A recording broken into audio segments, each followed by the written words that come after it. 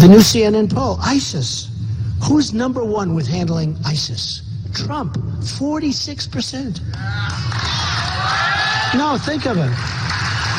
Because they know I don't mess around. They know these politicians are all talk, no action. It's just all bullshit, okay? All bullshit. People want security. They want safety. And they know I don't play games. We're going to have safety. All right, ladies and gentlemen, as promised, joining us now is Dick Morris, of course, Newsmax TV political analyst, presidential strategist, best-selling author of Power Grab. Dick, Happy New Year to you and your lovely wife. Thanks for joining us, sir. Okay. Happy New Year, Steve. Thank you very much. Okay, before we get to the Republicans and Donald Trump, and you wrote a piece about Marco Rubio for Newsmax, I want to ask you actually about Hillary. And you and I were talking before we went on the air, and you brought up something very interesting about her numbers and where she is in the race right now. This is the great unreported story of this vacation period. Hillary, in fact, has been crashing. In Iowa, for example, in the latest poll, she was ahead by only 5 points. And before that, she was ahead by 18. She's been behind in New Hampshire continuously all December. And the national polling shows that Sanders closed the gap to 16 points from 24 points because of the last debate.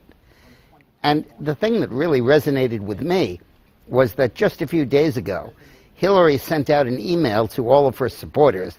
I'm on the list. I guess they don't cleanse it very often. And said that we may lose Iowa and New Hampshire, and that we have to prepare ourselves for that. We have to be ready to dig down and work harder in the other states. Now, what candidate is going to admit to losing Iowa and New Hampshire a month before the primaries? Her data, her polling must show her collapsing in those states. Now, if we assume for the minute that she's right, and that she loses Iowa and New Hampshire, she'll probably win South Carolina because it's largely a black primary and there's no evidence that African Americans are abandoning Hillary.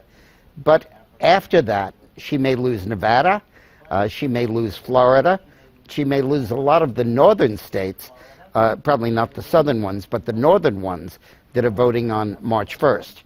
And you could have a situation where Sanders beats her in many of the primaries, particularly in northern industrial states.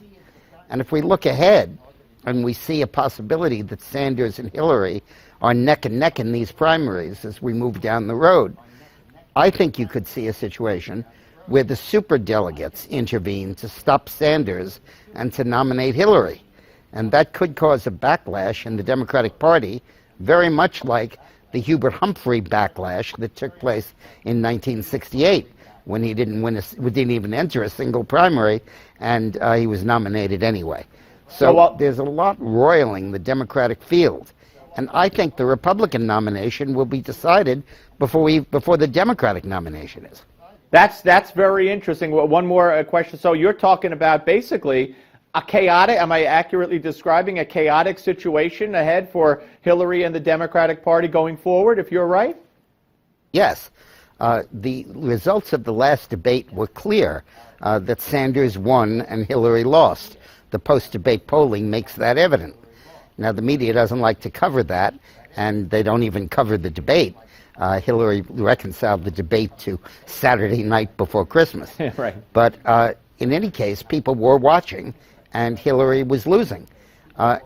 Basically, when you look at Hillary's numbers, Steve, she was down in the 40s in the head-to-head with Biden in the race. Then when Biden pulled out, she jumped back up to 60 and then fell into the high 50s.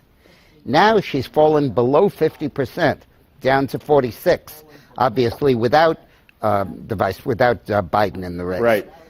So right now, 54% nationally of the Democratic primary electorate are not voting for Hillary. About 34% are voting for Bernie, 7% for O'Malley, 8% name another candidate, probably Biden, and the rest are undecided. Yeah.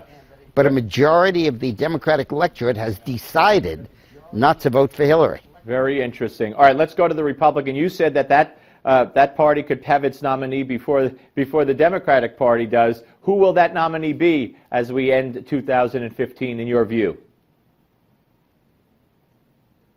Well, I think you can narrow it down to Trump and Cruz. I do not think that the sort of great white hope of a moderate establishment candidate is going to materialize. They're too busy ripping each other apart, and there's no candidate who really has the ability to be that. Rubio did, but he fell back.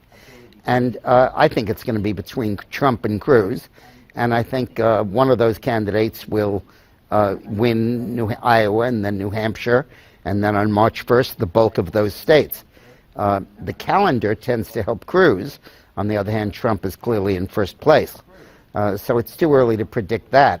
But I think you probably have a situation where by the middle of March or April 1st, you know who the Republican candidate is going to be. But the Democratic candidate could be shrouded in obscurity because of the process splitting between Hillary and Sanders. Very interesting. Dick, you leave us with a lot to think about here on the table before, as we start the new year, I should say. Great to talk to you. Thanks for all you do for us here, and we look forward to speaking to you in 2016, sir. Happy New Year, Steve. You too, Dick. Dick Morris, ladies and gentlemen, the one and the only. Okay, very, very interesting scenario, giving us a lot to think about. And up next, we have a lot more to talk about with former Republican presidential candidate, among other things, Patrick J. Buchanan. Don't go away.